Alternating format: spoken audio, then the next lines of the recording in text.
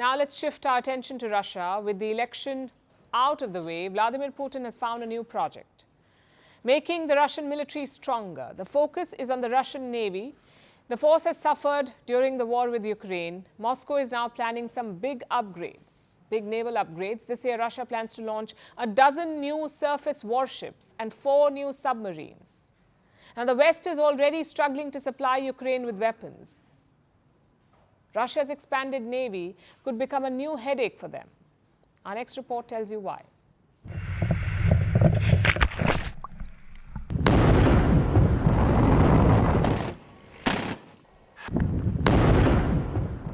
This is a Ukrainian naval drone, and they have been troubling the Russian Navy on the battlefield.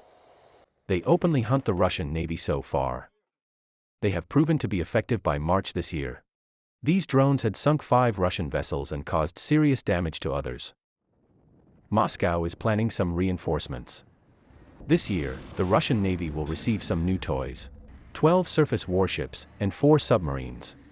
These deliveries will be a major boost.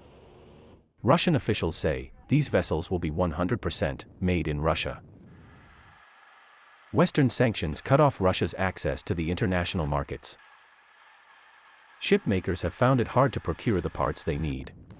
But the sanctions accelerated Russia's push towards self-sufficiency. Russian officials say they have achieved total self-reliance. This has been a priority for the Russian president since last year. He has been pushing to build up the strength of the Russian Navy. In December alone, he had traveled to Russia's far north and unveiled 2 new nuclear submarines. He had promised to add more such weapons to Russia's arsenal.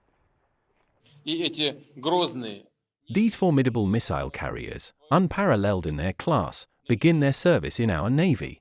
We are consistently equipping the Navy with the most modern equipment and weapons, and, let me emphasize, we are increasing serial production. So far, Russia appears to be on track. The Russian Navy could be well on its way towards restoring its might on the high seas. For the Western powers, that's a problem.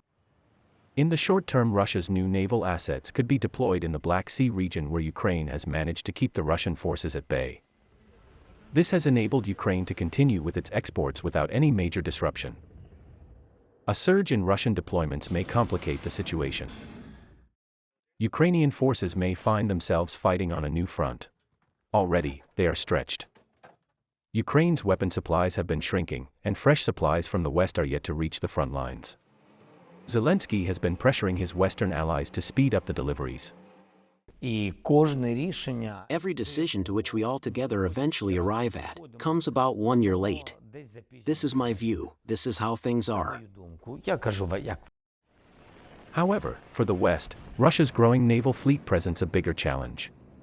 Moscow could use the new naval resources to strengthen its presence in regions like the Arctic. Leading nations, from the United States to China, are vying to build their influence there. Thanks to the Arctic's rich reserves of natural resources, they could be worth over $1 trillion. Experts often point out that the high seas could be the next battleground. And Russia seems to be preparing for that possibility. Firstpost reports from the world's 2nd largest continent. Hello, I'm Alison Lagrange. A very warm welcome from Durban, South Africa. We get you the news and the newsmakers from Africa. South Africa goes to the polls on the 29th of May. I will track the election and bring you ground reports.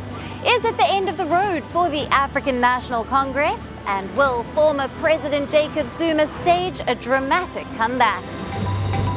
From elections to climate change, to innovations and opportunities.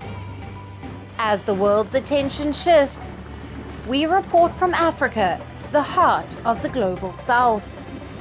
Join me every weekday live on Firstpost.